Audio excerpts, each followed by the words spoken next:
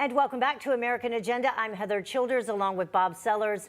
President Biden is getting ready for his first big face-to-face meeting this month with Russian leader Vladimir Putin. And just ahead of that meeting, Russia's foreign minister is calling out the U.S. for alleged human rights violations. Let's check in with our own White House correspondent Emerald Robinson for the latest out of Washington, D.C. Great, as always, to see you, Emerald.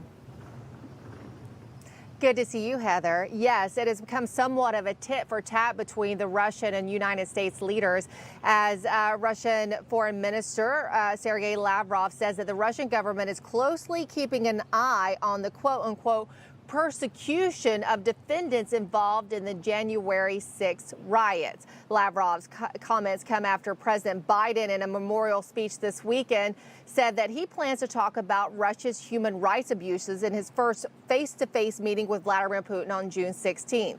Now, Lavrov suggested that the handling or the conditions of defendants in the January 6 riot, many of whom are being held in a Washington, D.C. federal prison here, even ahead of their trials on pre-trial detention, Lavrov suggesting that this is also a human rights abuse. Now, there have been actually a couple of Democrat senators who have spoken out against the conditions of these defendants in this D.C. jail. Many of them are kept in isolation, solitary confinement, 23 out of 24 hours a day. They've also reported abuses at the hands of some guardsmen. Senator Elizabeth Warren suggested that solitary confinement is an extreme punishment for people who have yet to be convicted of a crime. Russia is also issuing other warnings ahead of this June 16th meeting, suggesting that there will be many signals in the coming days that the United States will find uncomfortable,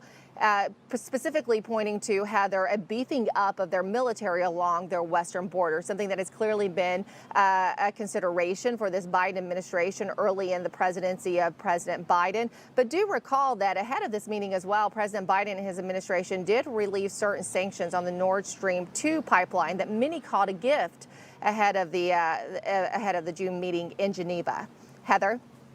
Yeah, I'm here also, Emerald. Thank you very much. Joining us now to discuss. Hi, Hi, Emerald. Joining us now to discuss more on the topics, former State Department senior advisor Christian Whiton. Christian, Putin plays lots of games, and I'm curious what games you think he's playing now, and to what end.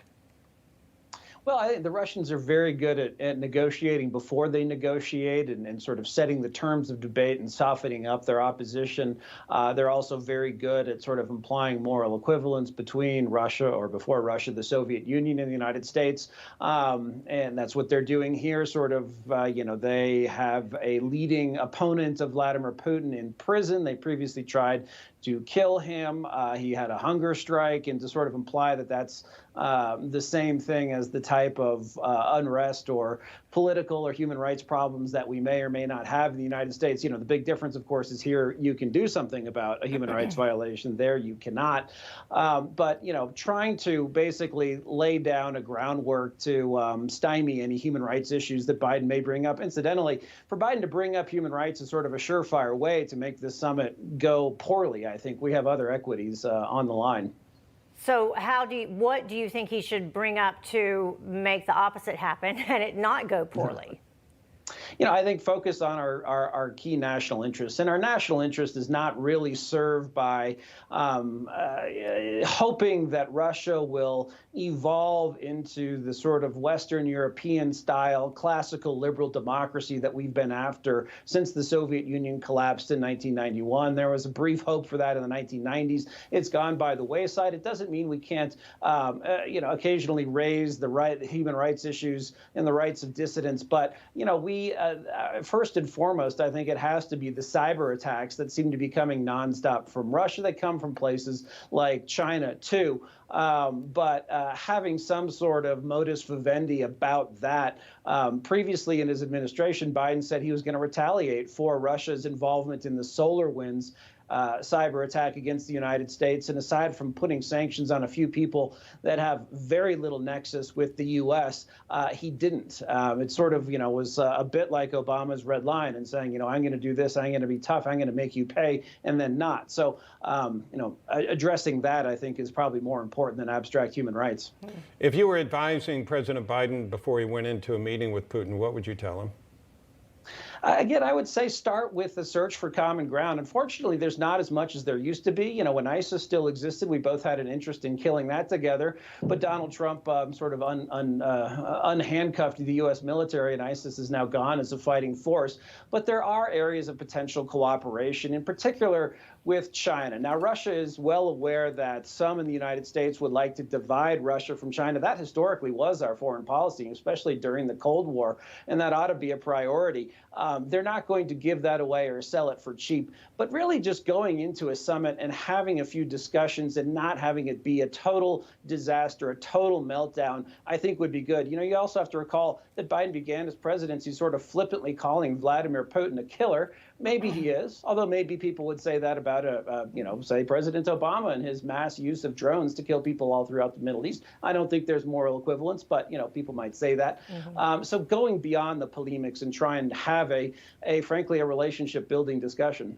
I want to go back to what you were talking about in terms of the SolarWinds hack and the lack of sanctions or any pushback really from the Biden administration with that.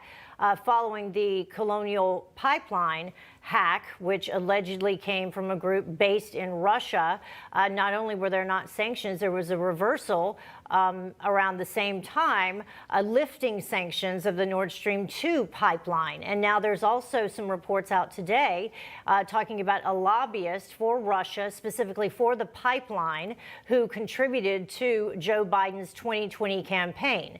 Now, the DNC has returned that money. So all of that combined, does that really give President Biden less of a footing when it comes to any type of negotiations? And do we expect him to be tough on Russia?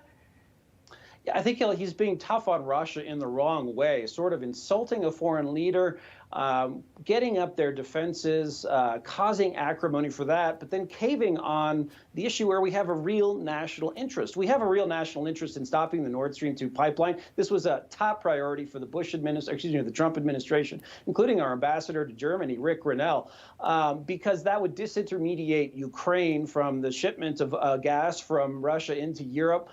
So, hey, it would be good for the Germans in the sense they may have to pay a little bit less in transshipment. Russia wouldn't have to deal with Ukraine, but really it's considered a thing that will empower Moscow dramatically and take what little power Ukraine and other governments like it have away. So to sort of just give that away, to say we're going to put sanctions on companies that are involved in building that pipeline, but we're going to waive the enforcement, which again, sort of why? Yeah. And then to incur the downside of whipping a personal insult at Putin. It's really kind of dumb diplomacy. Yeah, we've got about 20 seconds. How much of the outcome is determined before you even go to the summit? How much of it actually is left to Biden having conversations with Putin?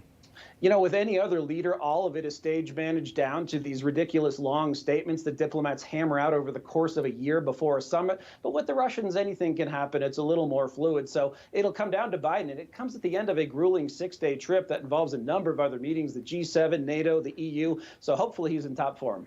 So we may have to learn Russian next week, in a couple weeks. All right. Thank you, Christian. Russian Whiton. Yeah. Christian Whiton joining us there. Folks, if you want to take us out and about with you, please consider downloading our app, which is Newsmax TV. It is free, not like going through the other cable networks where you typically have to go through a subscription. Nope, we're free. Millions of people already know that, and they're using our app on all of their OTT devices. It takes less than a minute to download it, so head on over to your app store on your iPhone or your Android phone. It is Newsmax TV. That's what you're looking for. We know that you will like it. And we'll have more of American Agenda right after this.